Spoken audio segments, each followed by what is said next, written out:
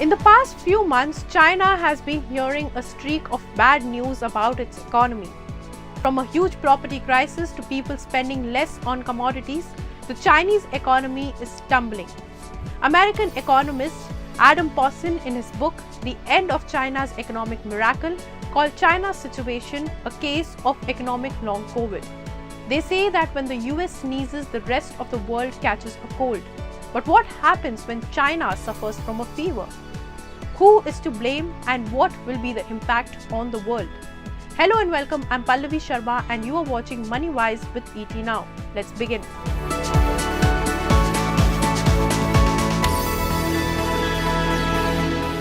The world's second largest economy, a country home to 1.4 billion people, China is facing major issues with its economy as it's slowing down. Property crisis is adding fuel to the fire. First, let's understand China's situation. Over the last 45 years, China has transformed from one of the world's poorest, most isolated countries to the heart of global supply chain. The economic rise was built on a system of financial repression which prioritized investments and exports over domestic consumption. Hence, China's exports are more than its imports.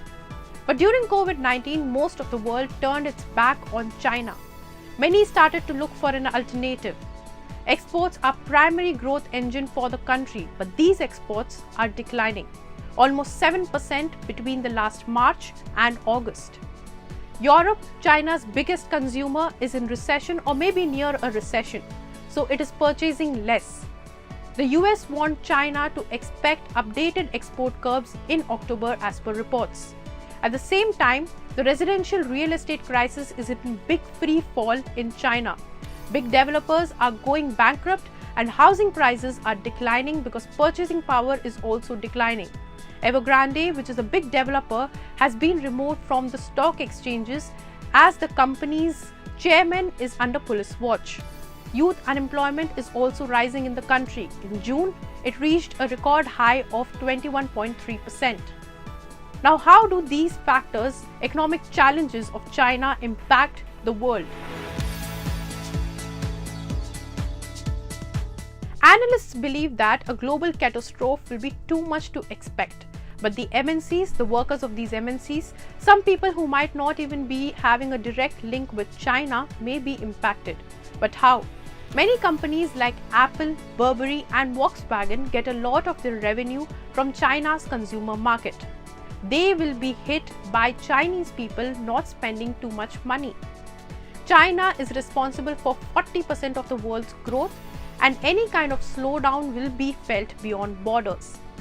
Last month, US credit agency Fitch said that China's economic slowdown was casting a shadow over global growth prospects. The agency downgraded its forecast for the entire world in 2024. However, some economists say that the impact will not be huge.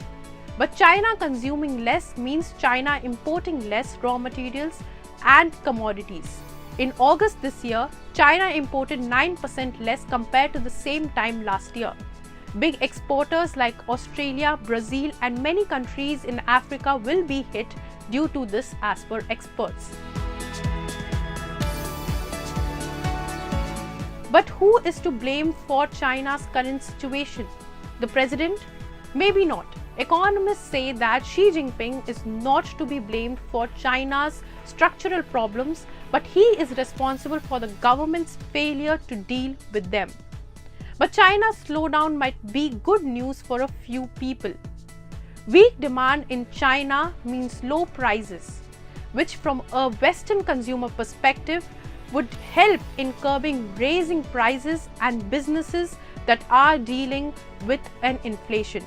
India is also benefiting because companies shifting out of China due to restrictions placed by the West are coming to India. For example, Apple. Apple is manufacturing in India. iPhone manufacturing was 95% in China and 5% in India in 2020 to 2021. Now it is 86% in China and 14% in India as per a report. Many researchers and experts say that India will grow faster than China for a while and will achieve what China achieved in less time. As per a report, India's per capita income will grow 3.5% faster than China. So while China's slowing economy and the mistakes from its past indicates that China's slay era might be ending. For more such news and views, keep watching ET Now. If you like this video, then like, share and subscribe to ET Now.